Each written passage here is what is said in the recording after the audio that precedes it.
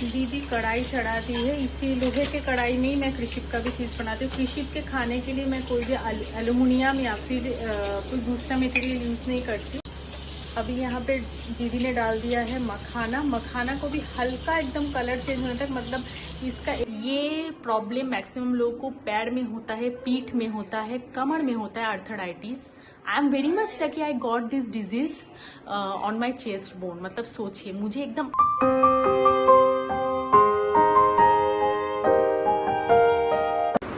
কিরে পুপু, সব টেনে টেনে নিচে নামাচ্ছিস কেন?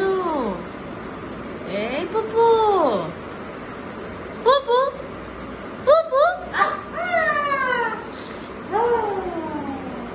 गुड मॉर्निंग एवरीवन, कैसे हैं आप सब? होप करते हो आप सब बहुत अच्छे हैं। मैं भी अच्छी हूँ इन द सेंस अच्छा रहना पड़ेगा। बिना अच्छा रह के कोई फायदा नहीं है। जितना भी बॉडी में प्रॉब्लम हो, हेल्थ इशू हो, फिर भी घर में बच्चा है, सब लोग हैं, सबके लिए अच्छा रहना पड़ेगा। और हेल्थ इशू को तो सॉर्ट आउट करना ही पड़ेगा, क्योंकि इसके अलावा कोई ऑप्शन नहीं है। बॉडी में प्रॉब्लम लेके हम ज़्यादा दिन उसको जी नहीं सकते। नहीं जी तो सकते हैं, पर क्वालिटी लाइफ जी नहीं सकते हैं। तो ये सब मैं इसीलिए बोल रही हूँ क्योंकि मेरे जो प्रॉब्लम वगैरह हुआ है उससे मेरे थोड़ा सा टेंशन तो हो रहा है, जो मैं अपने फेस में ज़्यादा दिखाना चाहती नहीं हूँ। घर वाले भी थोड़ा टेंशन में हैं, पर दवाई खाएंगे। डॉक्टर बोला दवाई खाते खाते ठीक हो जाएगा। मैं आज के ब्लॉग में आप लोग को ज़रूर बताऊंगी इन डिटेल्स में कि क्या हुआ है। ये बहुत ही इम्पॉर्टेंट चीज़ें हैं जो जिनका भी प्रेगनेंसी चल रहा है या फिर आप प्रेगनेंसी प्लान कर रहे हो, इन एडवांस आपको जानना चाहिए। या फिर डिलीवरी होने वाला है जस्ट, इसके बाद कैसे आप टेक केयर करोगे। मेरे आफ्टर डिलीवरी के टेक केयर की कमी की वजह से ही आज ये मेरा प्रॉब्लम हुआ है। तो मैं आप लोगों को ये चीज़ ज़रूर शेयर करूँगी कि आप लोगों को भी नॉलेज मिले, आप लोग भी अपना टेक केयर कर पाओ। क्योंकि आज का वीडियो बहुत इंपॉर्टेंट होने वाला है उन लोगों के लिए जो प्रेगनेंसी प्लान कर रहे हैं, ड्यूरिंग प्रेगनेंसी पीरियड में चल रहा है, या फिर डिलीवरी जस्ट होने वाला है, फिर डिलीवरी हो भी चुका है। सबके लिए बहुत इंपॉर्टेंट है आज का ब्लॉग। आप लोग सब, ऐसा मैंडेटरी नहीं है जो प्रेग्नेंट है उनको ही देखना पड़ेगा। जो प्रेग्नेंट है या जिनके घर में कोई प्रेग्नेंट है या फिर कोई फ्रेंड फैमिली, सबको देख सकते हो। देख के प्लीज़ ज़रूर उन लोगों को ये चीज़ शेयर करना, सजेस्ट करना। मैं आज के ब्लॉग में ज़रूर आप लोग को टाइम दे के बैठ के ये पूरा चीज़ शेयर करके आप लोग को समझाऊंगी जो मुझे समझ में आया है डॉक्टर से। तो चलिए आज का ब्लॉग यहीं से स्टार्ट करते हैं। देखते रहिए, साथ रहिए। आपको लोगों को मेरा ब्लॉग देखने में बहुत मज़ा आएगा। आज है सैटरडे, मेरा छुट्टी का दिन है, पर संदीप का आज हाफ डे रहता है। वो शाम में ऑफिस से वापस आ जाएगा जल्दी। और पहला वाला ऑफिस में उसका सैटरडे संडे ऑफ रहता था। वो जो नया ऑफिस इस महीने से वो ज्वाइन किया है ITC, तो ITC में सैटरडे हाफ डे रहता है, संडे फुल डे ऑफ रहता है। पर मेरा सैटरडे संडे दोनों ही ऑफ रहता है, तो मैं थोड़ा सा आज रेस्ट कर पाऊंगी। आज मुझे शैम्पू करना था, फिर भी मैं शैम्पू करूंगी नहीं, कल शैम्पू करूंगी। आज मन कर नहीं रहा है शैम्पू करने का। थोड़ा सा हल्का ठंडा लग रहा है, तो शैम्पू आज करूंगी नहीं। उधर मम्मी पापा का फिर बहस हो रहा है। मेरे मम्मी पापा का तो बहस इज अनलिमिटेड, कभी भी बहस स्टार्ट हो जाएगा, उसका कोई टाइमिंग रीजन कुछ भी नहीं है। तो चलिए फिर मैं फटाफट नहा के आती हूँ, आके फिर आप लोगों से मिलती हूँ। टिल देन मेरा ब्लॉग देखते रहिए, साथ रहिए। ये है आज का बाजार। सब मीठा आलू खत्म हो गया था, परवल, कुमड़ो, उधर डाटा, छीने, बनाना, ये सब आज खत्म हो गया था। ये सब आज संदीप बाजार से लेके आया है। इसको देखिए, ये मेरा कपड़ा छोड़ के कहीं जाता ही नहीं है। इसको घूम फिर के मेरा याद आएगा और मेरा देख रहा है कि दीदी हाँ दुटो बेगुन दिए था। ডাটাও ছিল নাকি? তাহলে ডাটাগুলো দেখো, একটা দুটো ডাটা রেখে বাকিগুলো দিয়ে দাও। ঝিঙেও তো দিতে হবে। হাফ নিয়ে আর এই দুটো দিয়ে দিই। হ্যাঁ হ্যাঁ, এই দুটো বেগুনে হয়ে যাবে না নাকি আরো লাগবে বেগুন? একটু দিই, দুবার লাগবে। দাও, তার মধ্যে আবার ডাঁটা পোস্ত হচ্ছে। হ্যাঁ বেগুন তাহলে দুটোই দাও না, ছোট ছোট করে কেটে। আগে দেখো কতটা হয়। আলু দিয়ে দেবো না? শুধু বেগুন বড়ি তো আলু দেয়? আলু দিয়ে দেয়, আলু আমি কোনোদিনও করিনি রান্নাটা, কিন্তু আমার শাশুড়ি করে তাই জানি। আলু দেয়? তাহলে আলু দাও। बेगुन बोड़ी छोड़। ये वाला बड़ी लेके आया है, डाल का बड़ी है। ঝিঙে একটা দাও, বড় ঝিঙেটা দিয়ে দাও, ছোট ঝিঙেটা রেখে দাও। ডাটা বরঞ্চ দুটো তিনটে রেখে দাও। হ্যাঁ হ্যাঁ এও রেখে দাও, তাহলে পরে खावा जाएगा। कल दीदी एक दाल बनाई थी, लौकी का दाल, इतना बेहतरीन हुआ था। मैंने बोला आज फिर से बनाइए, मम्मी पापा दाल खाएंगे नहीं, मैं संदीप खाऊंगी। तो आज सैटरडे है, सैटरडे वेज बनता है, पर फिर भी मैंने बोला कि दाल आप प्याज लहसुन से बनाओ, क्योंकि मम्मी पापा नहीं खाएंगे, मैं और संदीप खा लेंगे। बाकी आज जो बनेगा झींगे डाटा का पोस्तो बनेगा और बैगन बड़ी का सब्जी बनेगा, झोल बनेगा और दाल बनेगा। ये आज का मेन्यू है वेज का।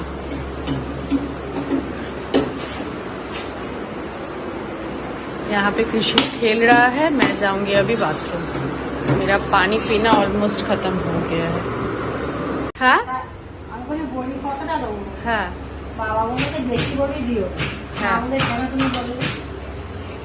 কি হয়েছে? শাশুড়ি খাইয়েছে, শাশুড়িকে কোয়ান্টিটি বুঝে খাইয়েছে নাকি? বড়ি তুমি 10টা দাও চাই 12টা দাও, সেটাও কি গুনে গুনে দিয়ে দেয় নাকি কেউ? রান্নাটার আমি নাম বললাম বেগুন বড়ির ঝোল। এবার বেগুন বড়ির ঝোলে তুমি 10টা বড়ি দেবে চাই 8টা বড়ি দেবে, সেটা তো যে রান্না করছে তার ব্যাপার। কম তা বলে কি দুটো দিদি কি দুটো বড়ি দেবে নাকি? এটা কি দুটো বড়ি তো দেবে না, দিলে তো 5-10টা দেবে রে বাবা। বড়িগুলো তো ছোট ছোট বড়ি, আর এমনও বড়ি দেওয়া যায় না সেটা কোনো রান্না দিয়ে, যেটা তোমার গ্যাদ গ্যাদে হয়ে যাবে একদম, সেটাও তো দেওয়া যাবে না। এটা তো বুঝেই দিতে হবে। এটা আবার বলে আমি কি দেবো? আমি বললাম বেগুন বড়ি আলুর ঝোল করবে, এবার বেগুন বড়ি আলুর ঝোল বুঝে করতে হবে। আমিও কি রান্নাটা কোনোদিন করেছি নাকি? এটা তো অনেকেই খায়, শুধু কি আলু বড়ি ডাটা দিয়ে করো, আর একটু রাঁধুনি বেটে দিয়ে দেওয়া, ধীরে ধীরে সব দেয়, রাঁধুনিটা বেটে দেয়, টেস্ট আলাদা, নিয়মিত রান্না। আরে বাবা, শাশুড়ির রান্না, শাশুড়ির খালি রেসিপিটা আমি নাম শুনেছি বেগুন বড়ির ঝোল। আমি নিজেও কোনোদিনও রান্না করিনি, বা আমি দেখতেও যাইনি উনি কেমন করে করে। আমার বাড়িতে এসে কোনোদিনও করেননি উনি, আমি শ্বশুর বাড়িতে খেয়েছি। তাই জন্য আমার মনে পড়লো যে আমরা নিরামিষের দিন তো একই খাই, তো আজকে এটা করো। अभी यहाँ पे बड़ी को फ्राई किया जा रहा है, हल्का ड्राई रोस्ट किया जा रहा है तेल से। और यहाँ पे बैगन दीदी काट ली है बैगन बड़ी के लिए, और इसमें एक आलू डला मतलब दिया जाएगा। वैसे तो आप सिर्फ बैगन और बड़ी से ही कर सकते हैं, पर अगर चाहे तो आलू, वो सैजन, वो भी ऐड कर सकते हैं, क्योंकि आज सैजन का अलग रेसिपी बनेगा। तो इसमें सिर्फ आलू, बैगन और बड़ी ही देके झोल बनाएंगे। जब बन जाएगा मैं आप लोग को दिखाती हूँ। यहाँ पे दूध बॉयल हो रहा है, चाय का दूध।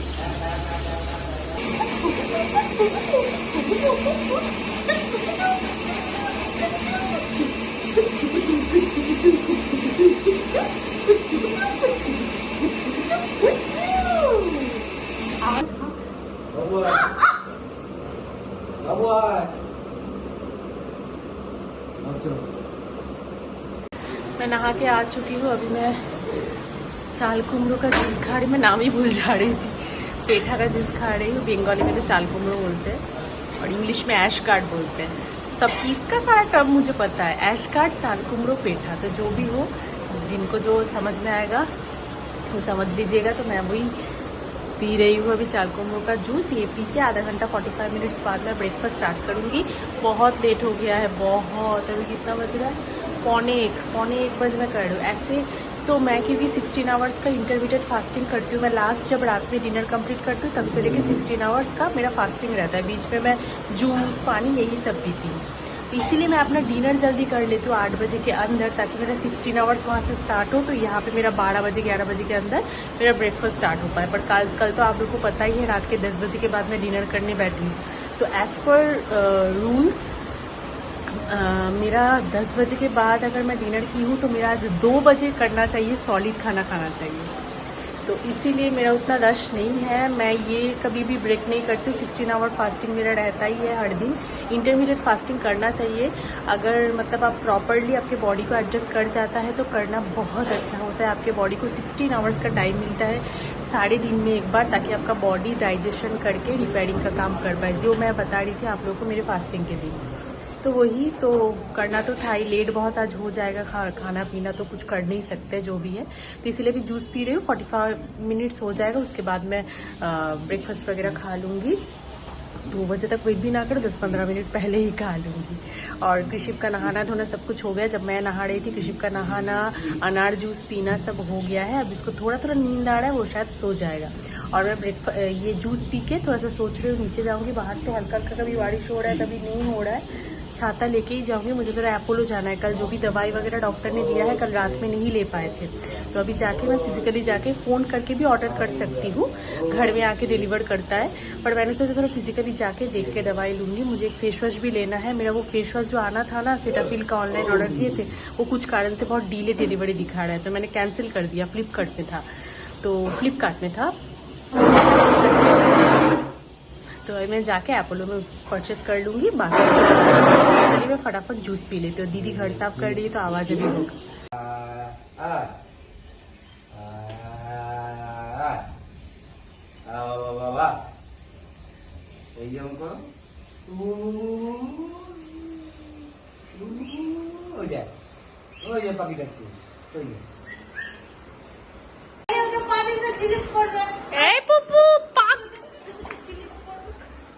আচ্ছা এইখানে কি করা আছে তোর? এখানে কি আছে পুপু?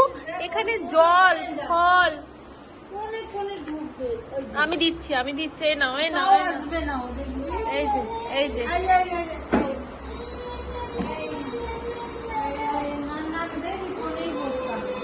ये जो लैपटॉप मेरा मैं कैसे रखी हूँ, देखिए लैपटॉप को, इसमें ये मेरा पर्सनल लैपटॉप है, इसमें मैं एडिट वगैरह करूंगी करके रखी हूँ। सब ये तार, लैपटॉप, मेरा हेडफोन का तार सब मिलके खींच रहा था, यहाँ पे रखा हुआ था, खींच रहा था पूरा, उसके हाथ में अभी आ जा रहा है। और उसी को लेना है, इसीलिए सोफा के पीछे लगा हुआ है। सोफा को पकड़ पकड़ के खड़ा हो रहा है और उसी को खींच रहा है। मैंने उस हिसाब से उस तरीके से उसको अभी पीछे कर दिया। पता नहीं क्या करेगा ये बाबा। কি করিস তুই? মাথা একবার এদিকে ঘোরাচ্ছিস, একবার ওদিকে ঘোরাচ্ছিস।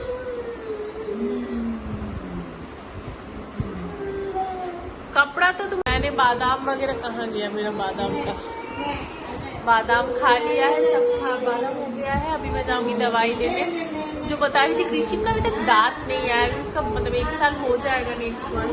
इतना नहीं दांत नहीं आया। मेरे मदर इन लॉ बता रही थी, मेरी सासू माँ बता रही थी कि उनके वंश में दांत बहुत लेट से आता है सब बच्चों का, मतलब उनके बेटे बेटियों का, उसके बाद जो ऋषिप के जो सिबलिंग्स है उनका भी सबका दांत बोले है लेट से आता है, मतलब दांत लेट से आने का ये ट्रेडिशन है। मैंने सोचा कि अरे बाबा वही तो ज्यादा इम्पोर्टेंट है, दांत ही तो मेन इम्पोर्टेंट है। दांत आएगा तभी तो उसको यूज टू होगा थोड़ा सा। मतलब ऐसे तो जो ये जो हमारा यहाँ पे जो दांत रहता है कॉर्नर में, ये दांत से हम लोग च्युइंग करते हैं, जो मोटा वाला दांत रहता है बड़ा वाला, उसी से हम लोग च्युइंग करते हैं मेनली। पर फिर भी बच्चों का तो पहले ऊपर नीचे सामने 2 दांत 3 दांत 4 दांत ऐसे करके आता है। फिर भी आना तो जरूरी है ना, एटलीस्ट जो भी आएगा कोशिश तो करेगा कुछ और नया चीज से करने के लिए, मुंह में च्युइंग करने के लिए। तो मैं सोच रही दांत ही तो इम्पोर्टेंट है, दांत ही क्यों लेट हो रहा है? चलना बहुत मेरे कैलकुलेशन के हिसाब से कृषि थोड़ा सा लेट क्रॉलिंग किया था, क्योंकि बीच में कृषि का बहुत तबीयत खराब हुआ था। मैंने शायद पहले भी आप लोगों को बोला था, तो उसका क्रॉलिंग लेट स्टार्ट हुआ था। बैठा था बहुत पहले से, बैठना बहुत पहले से सीख गया था, बट क्रॉलिंग उसका लेट स्टार्ट हुआ था। वो थोड़ा डरता था, उसके बाद क्रॉलिंग स्टार्ट किया। पर उस हिसाब से उसका चलना बहुत अर्ली हो गया। 11th मंथ के बाद से, मतलब 11th मंथ में वो पड़ा था, उसी से ही टाइम से वो चल रहा है, कंपेयर टू उसका क्रॉलिंग लेट से हुआ था। तो ये चीज़ तो मुझे बहुत सेटिस्फेक्शन दिया कि चलो वो 1 साल, मतलब बर्थडे के बहुत पहले 1-1.5 महीना पहले से वो चलना, अपना इंडिपेंडेंटली चलना शुरू कर दिया था। पर दांत भी आ जाता, वो भी फिर हो जाता, चलो दांत भी आ गए मेरे। और भी मतलब मेरे बुआ सब बोले हैं कि दांत बहुत बच्चों का लेट से आता है, लेट से दांत आएगा तो लेट से दांत जाएगा मेरे पास आने के लिए। मेडिसिन लेके मैं आ गई हूँ। नीचे जाके ना मेरा एक फ़ोन आ गया था इम्पोर्टेंट, तो मैं आप लोगों को दिखा नहीं पाई। नीचे ही अपोलो, कभी और जाऊँगी तो आप लोगों को दिखाऊंगी। तो वहीं से मैंने सारा मेडिसिन ले लिया है। 4 तरीके का मेडिसिन दिया है। एक नेजल स्प्रे दिया है, बाकी 3 टैबलेट है, और बाकी मेरा वो फेस वॉश खत्म हो गया था, वो फेस वॉश, हाँ बस यही सब चीज़ दिया है। তো মেডিসিন মিলাকে সব মেরা বিল পড়া কত টাকার ওষুধ দিয়েছেন অরুণা হোসেন? 750 টাকা, 750 रुपए का मेडिसिन लेके आई हूँ। खाली मेडिसिन पे मेडिसिन, मतलब जब से प्रेग्नेंट होने के पहले से जो स्टार्ट हुआ है मेरा, प्रेगनेंसी खत्म होके बच्चा होके 1 साल होने वाला है, मेडिसिन का मतलब सीरीज मेरा खत्म नहीं होता है। कुछ ना कुछ आफ्टर डिलीवरी के, मतलब बच्चा जब था पेट में, प्रेगनेंसी के टाइम का तो अगर स्टोरी आप लोगों को बताऊंगी वो तो कम्प्लीटली अलग ही एक उसका ये बन जाएगा सीरीज। और ये जो प्रेगनेंसी के बाद, मतलब डिलीवरी के बाद, पोस्ट डिलीवरी का जो मेरा चल रहा है ना, कुछ ना कुछ लगा ही हुआ है एवरी मंथ। मतलब स्टार्टिंग के आफ्टर डिलीवरी के बाद से शुरू के 2-3 महीना में एकदम ठीक थी, मतलब रिकवर कर रही थी फ्रॉम द ऑपरेशन। उसके बाद से जो मेरा कुछ ना कुछ स्टार्ट हुआ है वो चल ही रहा है। मतलब मेडिसिन का सीरीज खत्म हो नहीं रहा है। हेल्थ कंडीशन कभी ठीक कभी खराब चल ही रहा है। बच्चा भी देखना है, सब कुछ, ऑफिस भी करना है। मतलब एकदम परेशान हो जाती हूँ मैं ये सब चीज़ देके। मतलब मेरा योगा भी मैंने फिर से स्टार्ट किया है, थोड़ा करके। टाइम नहीं मिल पाता है, कब एक दिन होता है एक दिन नहीं होता। मतलब अपने लिए जो टाइम निकालूंगी ना वो पॉसिबल ही नहीं होता। अब सीरियसली मुझे अपने लिए टाइम निकालना पड़ेगा। मतलब एकदम सीरियस नोट में मुझे अपने ऊपर ध्यान देना पड़ेगा, अदरवाइज बहुत प्रॉब्लम हो जाएगा। मतलब ये मैं सब वो वुमेन, सब वो महिला जो लोग प्रेगनेंसी के लिए सोच रहे हैं, प्रेग्नेंट है या फिर डिलीवरी हो चुका है, प्लीज अपने हेल्थ पे ध्यान दीजिए, अदरवाइज इन फ्यूचर बहुत प्रॉब्लम क्रिएट करेगा। मैं बैठ के शाम में मैं आप लोगों को बताऊंगी कि क्या है नहीं है। मैं बार बार बोल रही हूँ, मैं ज़रूर बताऊंगी। तो चलिए, सब मेडिसिन लेके आए हैं, अब इसे स्टार्ट करना पड़ेगा। लंच करूँगी, उसके बाद से मेरा मेडिसिन स्टार्ट हो जाएगा। और कृषि भी यहाँ पे फिर से खेल रहा है, पता नहीं ये खेलेगा कब। खाना वाना इसका हो गया है। मैं जब नीचे गई थी इसका लंच हो गया है। मैंने मेडिसिन आके इसको खिला दिया। विटामिन डी का दवा इसका चलता है, वो बाय डिफ़ॉल्ट है।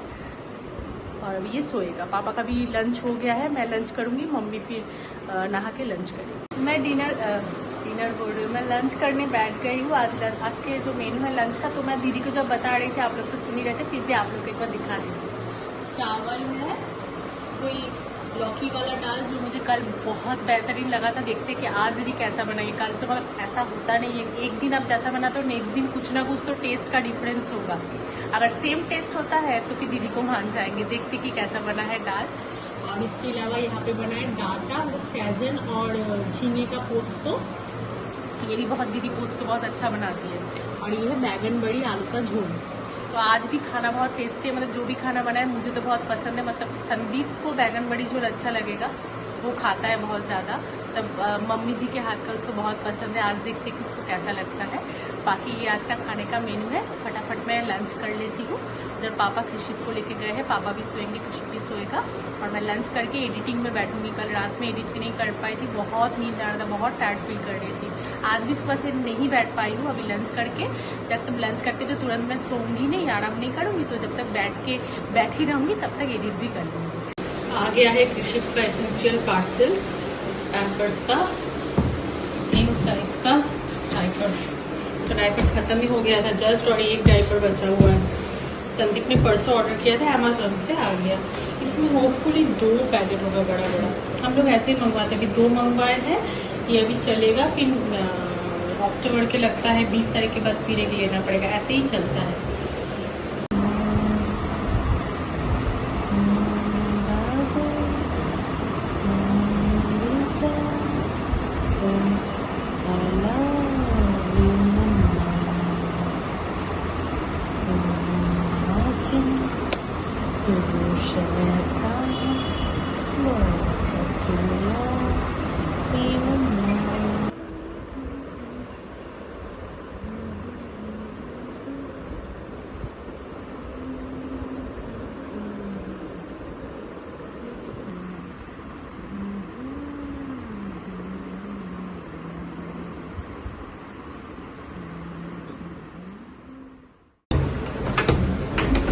दीदी आ गई।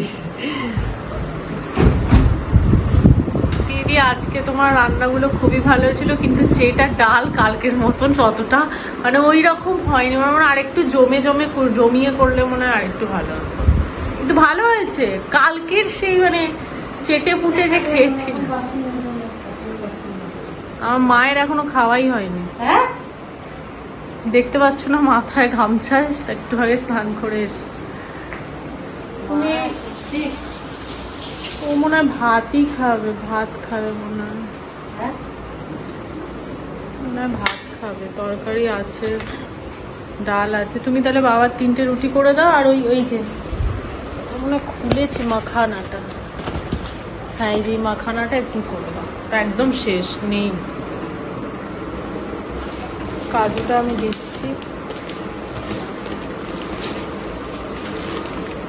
মাখানাটা যে করে দাও।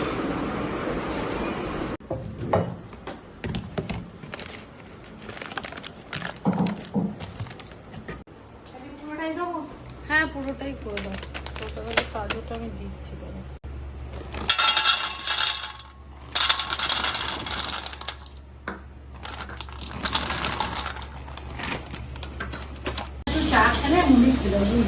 সারাদিন চলে গেল বাইরে, এইখানে কাজ হয়। দুপুরের ভাত দুপুরে খাবে, ঠিক আছে, 2টো বাজবে, 2:30টা বাজবে। दीदी कढ़ाई चढ़ा दी है, इसी लोहे के कढ़ाई में ही मैं कृषिप का भी चीज़ बनाती हूँ। कृषिप के खाने के लिए मैं कोई भी एल्युमिनियम या फिर कोई दूसरा मटेरियल यूज़ नहीं करती हूँ। मैं हमेशा आइडर लोहा, नहीं तो उसका जो स्टील का प्रेशर कुकर है उसमें। तो पहले दीदी यहाँ पे जीरा दे रही है, आधी चावल है कभी हो जाएगी।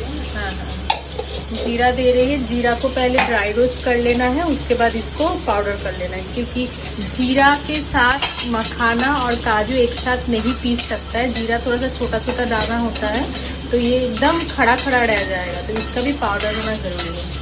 तो पहले जीरा को अच्छे से गैस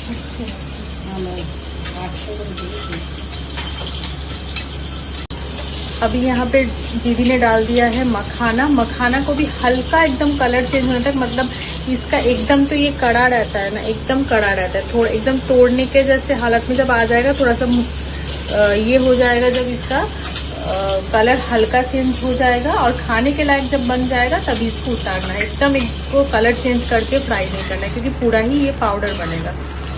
पूरा मखाना वहाँ पे एक साथ नहीं डाल सकते, तो दीदी हाफ हाफ करके डाल के इसको भूंजेंगे। मैं ये मखाना सेरेलैक का जो रेसिपी है, इसको मैं अभी आज के ब्लॉग के साथ शेयर करूंगी, पर मेरे पास इसका अलग से भी रेसिपी पहले मैंने इसका शूट किया था, पर आज तक मैं इसको मतलब एडिट करके डालने का मुझे मौका नहीं मिला, क्योंकि वो जो मैंने बताया था ना, बीच में बहुत तबीयत खराब था मेरा, कृषिप का 1 महीना, उसी टाइम पे मैंने शूट किया था, उसके जस्ट कुछ दिन आगे, और फिर डाल नहीं पाई, ये बहुत पेंडिंग हो गया। तो आज के ब्लॉग में आपको मखाना सेरेलैक का रेसिपी मिल जाएगा, और मेरा जो अलग से शूट किया हुआ वीडियो है वो मैं अलग से एक बार मेरे चैनल में डाल भी दूंगी। पर आज का ब्लॉग अगर आप फॉलो करेंगे तो ये रेसिपी आपको मिल जाएगा। मैं सोच रही हूँ आज के ब्लॉग में भी दे सकती हूँ, कल के ब्लॉग में भी ऐड कर सकती हूँ, वो डिपेंड करता है, मैं देख के एडिट करके डाल दूंगी, आपको फायदा होगा। तो चलिए फिर इसके बाद नेक्स्ट स्टेप मैं आपको दिखाऊंगी। ये दीदी ने 1 राउंड मखाना भूज लिया है,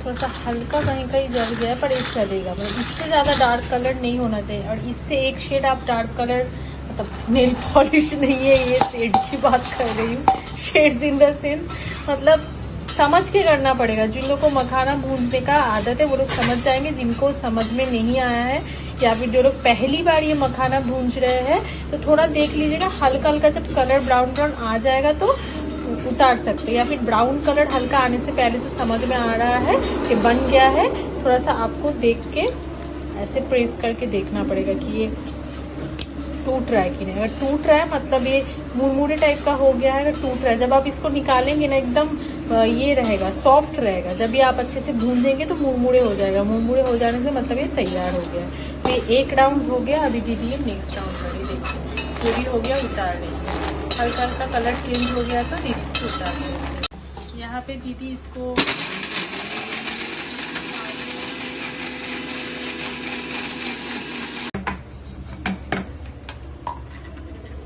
ये बन गया है पाउडर, इसमें काजू भी है, मखाना भी है, जीरे আছে ওর মধ্যে, আচ্ছা काजू अलग कर लिया, इसमें दीदी दिखा रही है उतार के। ये इतना सारा इससे पाउडर निकल गया है और लास्ट राउंड दीदी बना रही है। ये मखाना बहुत फायदेमंद होता है, मतलब अगर आप बेबी को रोज स्नैक्स में देना मतलब दिया कर सकते हो, इवनिंग स्नैक्स हो, मॉर्निंग ब्रेकफास्ट हो, बहुत फायदेमंद होगा बेबी के लिए, बेबी के बोन के लिए तो बहुत फायदेमंद है। मखाना एक इतना अच्छा, मतलब इसको भी सुपर फूड कहा जाता है मखाना को। छोटा बड़ा सब कोई मखाना आराम से खा सकते हैं। हम लोग बड़े मखाना को भूंज के मखाना खा सकते हैं, या फिर थोड़ा सा बड़ा बच्चा हो जो च्यू कर सकता है, चिबा सकता है, उनको आप मखाना, रोस्टेड मखाना दे सकते हैं। और जैसे कृषिक की तरह बच्चा 6 मंथ्स प्लस बच्चे, जिनका दांत भी नहीं आया है, अभी बहुत छोटा है, उनको आप ऐसे पाउडर फॉर्म में दे सकते हैं। इसमें आप, मैं काजू ऐड करती हूँ, आप इसमें चाहे तो आमंड ऐड कर सकते हैं, वॉलनट ऐड कर सकते हैं, पिस्ता ऐड कर सकते हैं, कोई भी ड्राई फ्रूट ऐड करके आप दे सकते हैं। मखाना बहुत अच्छा होता है हेल्थ के लिए, ये बहुत प्रोटीन रिच होता है और हड्डियों के लिए तो ये सुपर डुपर काम करता है। मतलब बोन को स्ट्रॉन्ग करना, बोन को स्ट्रेंथन करना, मतलब एकदम बोन इतना अच्छा होता है ना, बच्चे का बोन डेवलपमेंट बहुत अच्छा होता है मखाना से। और इसको आप मॉडरेट फॉर्म में दे सकते हैं, मतलब रोज ना दे के एक दिन छोड़ के भी दे सकते हैं। पर हाँ, छोटे बच्चे को देने से पहले थोड़ा सा 2-3 दिन दे के आप लोग को एकदम थोड़ा क्वांटिटी में दे के आपको चेक करना पड़ेगा कि कोई एलर्जेटिक रिएक्शन हो रहा है कि नहीं। अगर कोई एलर्जेटिक रिएक्शन नहीं है, उनको उल्टी या फिर पॉटी का कोई प्रॉब्लम नहीं हो रहा है मखाना इंटेक करने के बाद, तो आप रेगुलर बेसिस में दे सकते हैं, स्नैक्स में हो चाहे ब्रेकफास्ट में हो। बहुत अच्छा, आप लोग ट्राई करके देखिएगा। मैंने एकदम ईजी रेसिपी बताया है, कोई भी मतलब डिफिकल्टी नहीं है। आपको मखाना लेना है, मैं जैसे काजू यूज़ करती हूँ, आप काजू ले, चाहे कोई भी दूसरा ड्राई फ्रूट ले, किशमिश खजूर ये सब अवॉइड कीजिए। छोटा बेबी को एडेड शुगर नहीं देना चाहिए। और किशमिश खजूर तो नेचुरल स्वीटनर होता है, फिर भी वो देने की ज़रूरत नहीं है बिफोर 1 ईयर। तो विद इन 1 ईयर अगर है कोई बच्चा, तो आप लोग कोई भी, जैसे आमंड, काजू, आमंड हो गया, काजू हो गया, या फिर वॉलनट हो गया, पिस्ता हो गया, ये 3-4 में से कोई भी एक ड्राई फ्रूट चूज़ कीजिए, या फिर 2 ड्राई फ्रूट भी दे सकते हैं मखाना के साथ। ज़्यादा हेवी मत बनाइएगा, तो स्टोमक के लिए थोड़ा स्टोमक अपसेट होने का चांसेस रहता है। हल्का में रखिएगा, 1 या 2 ड्राई फ्रूट, साथ में मखाना, जीरा ज़रूर से ऐड कीजिएगा, जीरा डाइजेशन में हेल्प करेगा। ये तीनों को आप अलग अलग से भूंज लीजिएगा, ड्राई रोस्ट करना है। कोई अगर आप चाहे तो घी से भी भूंज सकता है। मैं इतना हेवी नहीं करना चाहती, इसलिए मैं घी को अवॉइड कर सकती हूँ। अगर आपके बेबी को सूट करेगा तो आप घी से भूंज के भी रख सकते हैं, तो आप घी या बटर जो आपको प्रेफरेबल लगे। तो ये तीनों चीज़ को, ड्राई फ्रूट, मखाना और जीरा, तीनों चीज़ को अलग अलग से भूंज लीजिए। तीनों का आप पाउडर निकाल के एक साथ आप ऐड करके मिक्स करके कोई भी एयरटाइट कंटेनर में आप स्टोर कीजिए, जितना दिन आपका चलेगा। फिर उसके बाद नेक्स्ट बना लीजिएगा। बहुत ही ईजी प्रोसेस है, मैंने ब्लॉग में भी डाल दूंगी मैं ये प्रोसेस, फिजिकली आप देख भी सकते हैं, समझ जाएंगे। तो चलिए फटाफट, मैं ब्लॉग एडिट कर रही थी, जो मैं फिर से एडिट करती हूँ। अभी कृषि वहाँ पे सो रहा है, बीच में उठ गया था तो मैं उसको फिर से सुला दी हूँ, उसके बाद बाकी का काम करती हूँ। सो फाइनली अभी बज रहा है 6:40, कृषि उठ चुका है, जस्ट उठा है, पापा लाके मेरे गोद पे दिए हैं। मैं यहाँ पे ब्लॉग एडिट कर रही हूँ, वो बहुत खुश हो रहा है। उसका जब भी वीडियो क्लिप आ रहा है जहाँ पे हंसी का वीडियो हो रहा है, ये उसका मैं 12 मंथ बर्थडे सेलिब्रेशन का ब्लॉग बना रही थी, एडिट कर रही थी, तो इसको खुशी मिल रहा है। तो चलिए इसको अभी नाश्ता कराएंगे। इसका रागी बोल रही हूँ, सॉरी, मखाना सेरेलैक बन चुका है, ये नाश्ता करेगा अभी। और मेरा भी ब्लॉग जस्ट एडिट हो गया है, अब मैं इसको डाउनलोड के लिए बिठा दूँगी। পরে যাবে তো সব কিছুতে আছে রিস্ক, কুকুর সামনে কিছু রাখা যাবে না, সব কিছু কুকুর পা চড়ে যাচ্ছে। একটু সোজা হয়ে বসো, শুয়ে শুয়ে খাবার খাও না বাবা। अभी पुप्पू खा रहा है, ये देखिए मखाना सेरेलैक जो दीदी बना के गई है। पाउडर खत्म ही हो गया था, वो फ्रेश मखाना सेरेलैक का जो पाउडर बना है उसी में से उसको खिला रही है। और ये उसका बहुत फेवरेट एक स्नैक्स है, मतलब मखाना सेरेलैक जब नहीं रहता है, जैसे कि आज पाउडर तो बन गया, अगर दीदी नहीं आती तो पाउडर बनता नहीं, तो मैं उसको सूजी वगैरह खिला देती हूँ, सूजी वगैरह या फिर चाल चावल एक साथ घर में पीस के रखती हूँ, उसका सेरेलैक बना के खिला देती हूँ। पर सब में से इसका एक मखाना सेरेलैक बहुत फेवरेट है ना पुप्पू? बाबू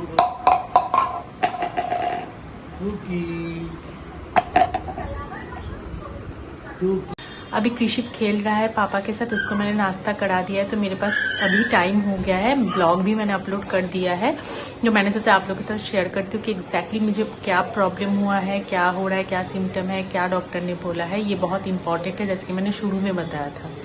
तो प्रॉब्लम मेरे साथ ये हो रहा था लास्ट 2 महीना से, मुझे एग्जैक्टली यहाँ प्लीज पहले बता दे रही हूँ, please don't put any negative comment. मुझे दिखाना पड़ा है कहाँ पे दर्द हो रहा है, अदरवाइज आप लोगों को समझ में नहीं आएगा। ये एग्जैक्टली इस जगह जो बीच में, चेस्ट के बीच में मुझे दर्द हो रहा था, और ये दर्द कोई हार्ट रिलेटेड, गैस रिलेटेड दर्द नहीं था। ये था एग्जैक्टली मुझे जो समझ में आ रहा था, शार्प बोन पेन था। मुझे कोई हड्डी में दर्द हो रहा था, मतलब बीच में जो बोन रहता है उसी बोन में लग रहा था कट कट कुछ दर्द हो रहा है। बोन दोनों दो बोन एक दूसरे के साथ टच हो रहा है, तो कुछ ऐसा फील हो रहा है। जब भी मैं कृषिप को उठाती थी तो मुझे वहां पे प्रेशर फील होता था, मूवमेंट करने से भी प्रेशर फील हो रहा है।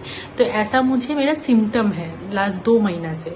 तो मुझे लगा शायद कृषिप को लेते वक्त कोई चोट लग गया होगा, क्योंकि कृषिप जब मेरे गोद में बैठ के, यहाँ पे गोद में बैठ के जब दूध पीता है ना, उसको जब मैं बॉटल फीड करती हूँ गोद में बैठ के, तो उसका सर मेरे यहाँ पे टच करता है। ये जो लोग गोद में बैठाएंगे किसी को भी, कोई भी बच्चा को, तो उनका सर अगर मुंह सामने के भी तरफ रहा तो सर यहाँ पे टच करता है। तो कृषिप का क्या करता है, कभी कभी सर से ना ऐसे ऐसे पीछे धक्का मारता रहता है, तो वो तो एग्जैक्टली जाके यहाँ पे धक्का लगता है। तो मुझे लगा कि ऐसा करता होगा तो कोई चोट वोट लग गया होगा, ठीक हो जाएगा। तो 2 महीना के करीब हो गया। बीच में मैंने 1 महीना बाद एक ऑर्थोपेडिक के साथ कंसल्ट किया था मेरे ही यहाँ पे। तो उन्होंने मुझे बोला था ये गैस का दर्द हो सकता है या नॉर्मल मसल पेन है। उन्होंने मुझे मसल पेन, गैस का दवाई और एक विटामिन डी का टैबलेट दिया था फॉर 10 डेज। बोला था अगर ठीक नहीं होता, बोला मतलब 90% ठीक हो जाना चाहिए, अगर नहीं होता है कहीं पे भी 10% का डाउट है, तो उन्होंने मुझे ईसीजी एक्सरे लिख के दिया था कि अगर ठीक नहीं होता है आफ्टर 10 डेज तो कराना है। तो 10 डेज दवाई खाने के बाद कुछ दिन मेरा ठीक था, नो डाउट, और उसके बाद फिर से मेरा स्टार्ट हुआ। और ये जो सिम्टम है ये मैक्सिमम मुझे फील होता है जब मैं सुबह उठती हूँ नींद से, मतलब बहुत टाइम सोने के बाद जब नींद से उठती हूँ तभी मुझे ये मैक्सिमम फील होता था। और कुछ दिन पहले तक तो कभी कभी भी फील होता था दिन में। तो मैंने लगा नहीं ये तो सही नहीं है। मैंने एक्सरे भी कराया, ईसीजी भी कराया, मेरे दोनों रिपोर्ट ही नॉर्मल आया, एकदम नॉर्मल रिपोर्ट है दोनों। सो मतलब हार्ट रिलेटेड कोई प्रॉब्लम नहीं है। मजे की बात तो ये है, जब मैं ऑर्थोपेडिक के पास गई थी उन्होंने बोला था आप जो पोजीशन दिखा रहे हो यहाँ पे दर्द होना मतलब ये पहला सिम्टम होता है हार्ट अटैक का। सुन के मेरे साथ संदीप गया था, हम दोनों ही बहुत घबरा गए थे कि हार्ट अटैक कैसे हो सकता है, क्योंकि कुछ दिन पहले मेरा डिलीवरी हुआ है, डिलीवरी के पहले ईसीजी वगैरह सब कुछ हुआ है, तो रिपोर्ट नॉर्मल था। तो डॉक्टर को मैंने बताया, बोला तब कोई प्रॉब्लम नहीं है, ये गैस का हो सकता है, अदरवाइज अब जो जगह दिखा रहे हो ये मतलब हार्ट रिलेटेड प्रॉब्लम के पहले यहाँ से शुरू होता है वो दर्द वगैरह। तो जो भी है मुझे बहुत अच्छे से पता है, क्योंकि आपका बॉडी है, आपको समझ में आएगा कि ये जो दर्द आपके बॉडी में कहीं पे भी कोई दर्द हो रहा है तो क्यों हो रहा है, कैसे हो रहा है, थोड़ा आपको हिंट्स मिल जाएगा। पूरा तो हम डॉक्टर नहीं है, हम समझ नहीं सकते, पर थोड़ा बहुत अपने बॉडी के बारे में हम रियलाइज कर सकते हैं। जैसे कि मैंने भी किया था कि ये मुझे जरूर कोई बोन पेन हो रहा है, कोई हार्ट रिलेटेड प्रॉब्लम नहीं है। तो जो भी हो एक्सरे ईसीजी रिपोर्ट जब नॉर्मल आया, मैंने और कुछ दिन वेट किया, और कुछ दिन in the sense 20 to 25 days मैंने इस मंथ के स्टार्टिंग में ही मैंने टेस्ट कराया था, तो मैंने वेट किया, फिर भी देख रही कि ठीक नहीं हो रहा है। तो कल क्या हुआ, कल ना सुबह 6 और कुछ दिन से मैं देख रही हूँ और एक प्रॉब्लम मुझे स्टार्ट हुआ। मुझे ऑलरेडी डस्ट एलर्जी है, तो मेरे पास मतलब इमरजेंसी के लिए मेरे पास नेजल स्प्रे है जो मुझे लेना पड़ता है, बहुत ही रेयर मुझे लेना पड़ता है। अभी वो फिलहाल कंट्रोल में है, मैंने ENT डॉक्टर दिखाया था, कंट्रोल में है। बहुत दिन से मुझे डस्ट एलर्जी है, ये आज का नहीं है, बहुत पहले से है। तो जो भी है कुछ दिन से मैं देख रही हूँ ना, मैं सुबह जब भी उठती हूँ अचानक मेरा नाक बंद हो जा रहा है सुबह ही खाली, और गला जल रहा है। कभी देख रही हूँ थोड़ा सा खांसी हो रहा है, विदाउट कफ वाला खांसी हो रहा है, खुसखुस टाइप का जो खांसी होता है, ये सब हो रहा था।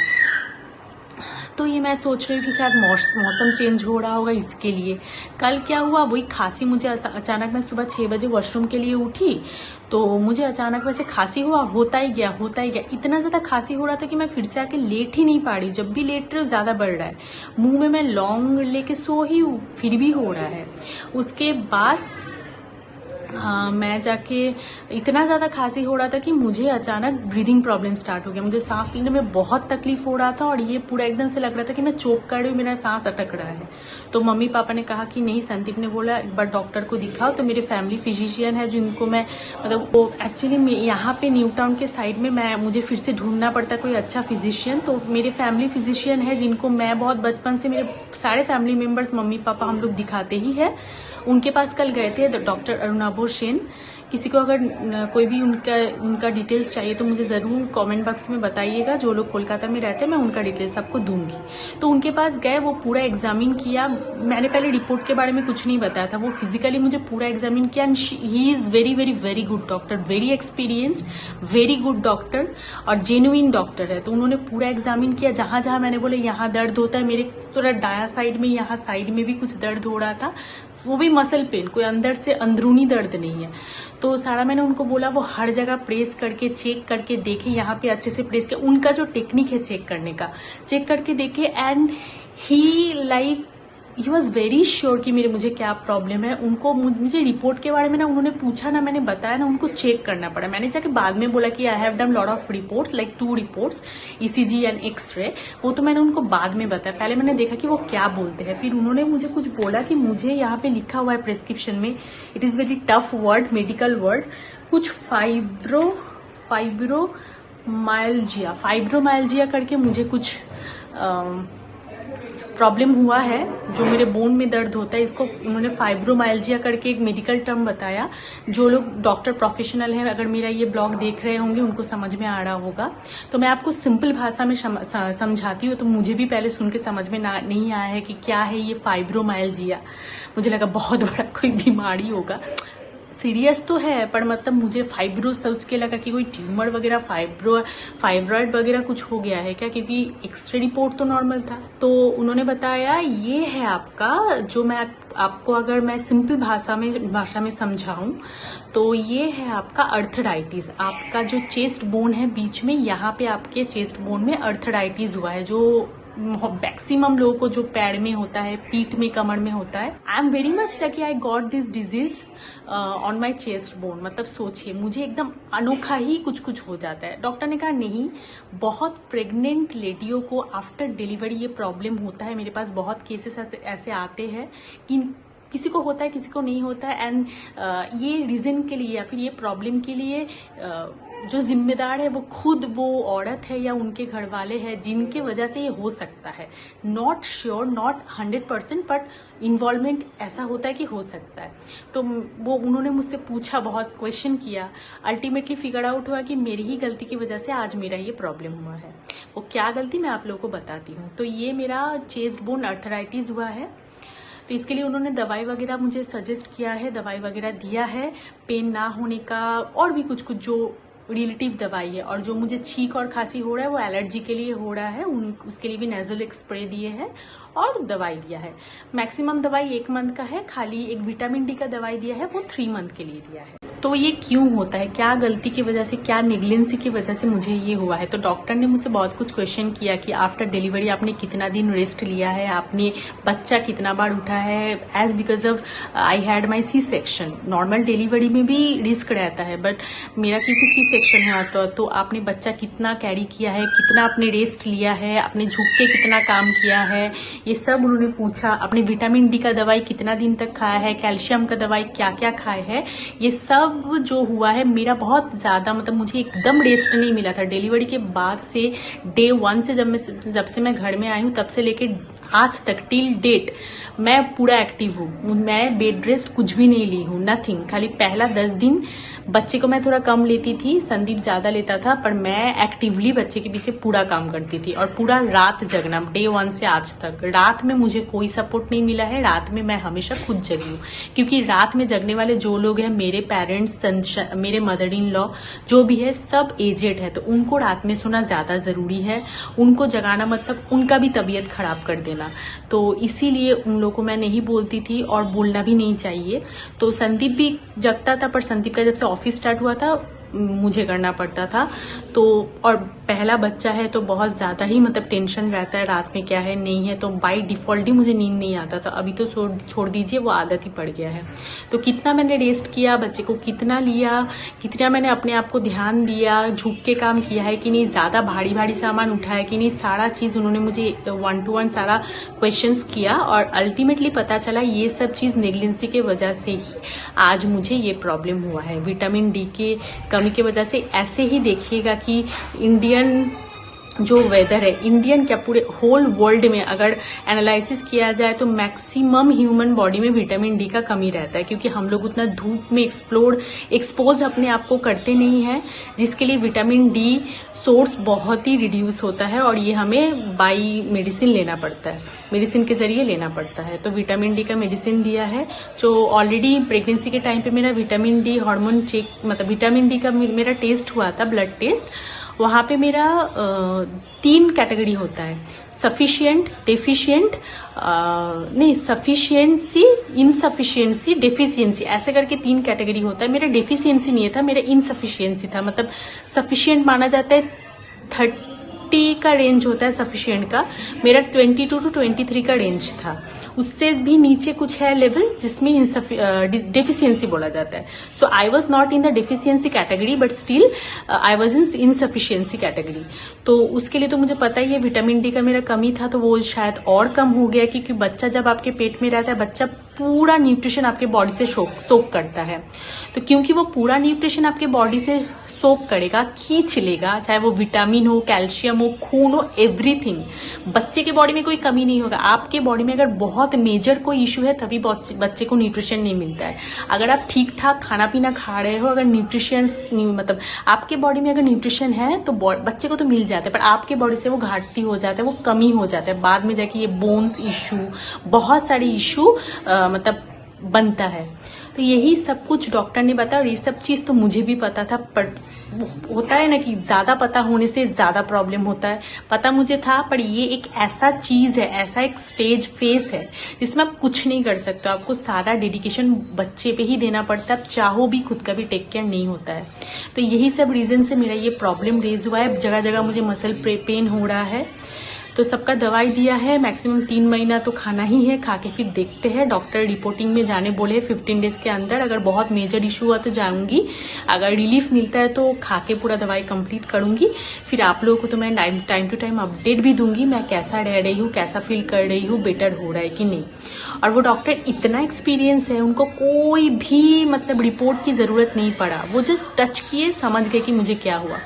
तो इसीलिए मतलब ऐसा डॉक्टर, एक्सपीरियंस डॉक्टर भी आपको मिलना चाहिए, जो आपके प्रॉब्लम को एग्जैक्ट मतलब डायग्नोसिस कर पाए कि आपको क्यों हो रहा है, कहाँ से हो रहा है। That's why I am very very much grateful to him कि मुझे उनके जैसा डॉक्टर, फैमिली डॉक्टर मिला है, जिनके साथ मैं इतना दिन से कंसल्टेशन में हूँ। तो जो भी है अभी दवाई कंटिन्यू करूंगी और आप लोगों को मैं बताती रहूंगी कि मैं कैसे हूँ।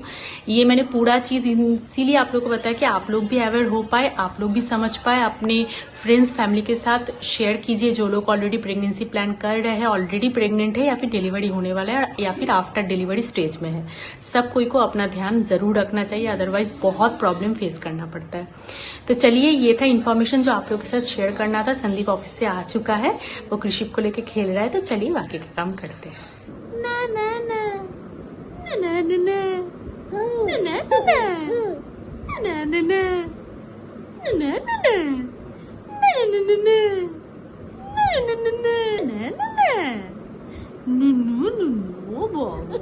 बाबा मम्मा की किसी कोई हम लोग जा रहे हैं नीचे। संदीप बोला है वो आज घर का वेज खाना खाएगा नहीं, उसको बाहर से कुछ खाना है। जोमेटो से ऑर्डर कर रहा था, जोमेटो में उसको सही नहीं लगा कुछ। अभी नीचे देखते हैं, नीचे उसको जो मिलेगा वही खाएगा। तो उसके लिए ही आज बैगन बड़ी बना था, पर वही नहीं खाएगा। तुम्हारे लिए बनवाए थे बैगन बड़ी। नहीं मुझे सही लगा, बट तुमने बोला कि मम्मी मटन खाएंगी, तुम क्यों मटन लेके आ रहे हो? क्या इसलिए मैं तो बैगन बड़ी तो आज तुम्हारे लिए बैगन बनवाए। में कल भी मुझे दीदी बैगन ही ऑफिस में खिलाई, और दिन बैगन थोड़ी आज बैगन बड़ी उसी के ऑनर में सोच के बनाया गया था कि उसको बैगन बड़ी मम्मी के हाथ, मतलब मम्मी जी के हाथ से खाना पसंद था। तो हमने सोचा ठीक है बैगन बड़ी बनाते हैं, और वही वेस्ट किया, खाया नहीं। अब बोले नीचे से खाएगा, मैं तो घर का खाना ही खाऊंगी, और वो नीचे से कुछ खरीद रहा है, देखते उससे से शायद मैं टेस्ट करूंगी, बाकी मैं अपना घर का खाना ही खाऊंगी। तब जो बना है घर में बैगन बड़ी, झींगे, सहजन, पोस्तो, वही सब मैं खाऊंगी। और इसके लिए वही अकेले जा रहा था संदीप लाने, मैंने बोला चलो बेटे को लेके थोड़ा चलते हैं, वो भी थोड़ा फ्रेश एयर ले लेगा, दिन भर तो घर में ही रहता है।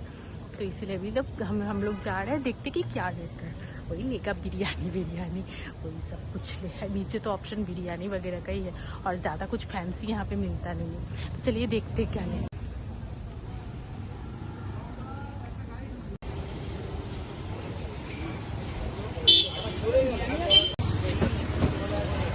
क्या ले रहे हो? बिरयानी नहीं है। जिस दुकान से हम लोग बिरयानी लेते हैं वो कबाब में हड्डी वाला फूड ट्रक, वहाँ पे बिरयानी हो गया है खत्म। तब हम लोग थोड़ा आगे जा रहे हैं, आगे बहुत सारा कैफे टाइप का स्टोर है, छोटा छोटा यहाँ लोकल, वहाँ पे देखते हैं अगर कुछ मिलता है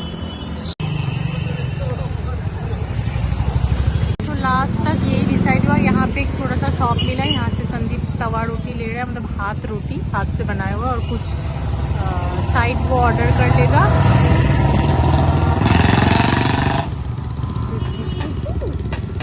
वो तवा रोटी ले रहा है, जोमेटो से कुछ भी नॉनवेज का आइटम ऑर्डर कर लेगा बोला। इसको डर लग रहा है, जोर जोर से बाइक गया, आवाज से डर रहा था।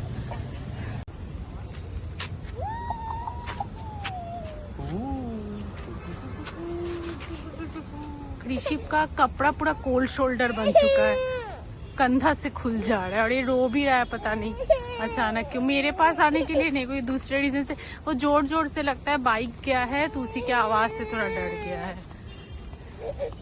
प्लान में चेंज हो गया है। संदीप ने फाइनली बोला घर में जो बैगन बड़ी बना है उसी से ही मैं रोटी खाऊंगा, तो कुछ सब्जी हम लोग लिए नहीं, ऑर्डर भी नहीं किए, वो बैगन बड़ी से ये 5 रोटी लिया है, ये खाएगा। हम लोग ऊपर जा रहे हैं, किसी भी रो रहा है, उसका भी खाने का टाइम हो रहा है। मैंने भी खाना नहीं खाया, बहुत लेट हो गया, मेरे खाने का टाइम पार हो चुका है आज। तो जाके फटाफट मैं भी लंच में डिनर में बैठूंगी। मेरा खाई थी बहुत पहले, वही 3:30 पौने 3 बजे के करीब मैं खाना खाई थी। अभी बहुत लेट हो गया, मैं नाश्ता भी नहीं करती हूँ ना बीच में, इसीलिए चलिए फटाफट ऊपर चलते। Good morning everyone. कल मैंने ब्लॉग एकदम मतलब क्लोज नहीं कर पाए थे, ब्लॉग एंड ही नहीं हो पाया था। कल ऋषिप जो रो रहा था ना, नीचे आप लोगों को दिखाए थे, फिर आने के बाद बहुत रो रहा था। लगता है वो जो जोर जोर से गाड़ी बाइक चल रहा था ना, उसकी आवाज से थोड़ा वो डर गया था, तो बहुत रो रहा था, बहुत परेशान हो रहा था। साथ में मुझे भी एकदम मेरा तबीयत अचानक बहुत फिर से खराब लगने लग गया था, गैस लग रहा था बहुत ज्यादा। मैं भी थोड़ा सा लेट गई थी, ऋषिप को भी चुप नहीं करा पा रही थी, इसलिए कल ब्लॉग ही नहीं एंड हो पाया। तो ये ब्लॉग मैं आज संडे है, आज एंड कर रही हूँ। अगर आपको मेरा ब्लॉग अच्छा लगता होगा जरूर मेरे चैनल को सब्सक्राइब, फॉलो कीजिएगा, लाइक कमेंट कीजिएगा। फिर आओगी आज नए ब्लॉग के साथ। Till then Tata.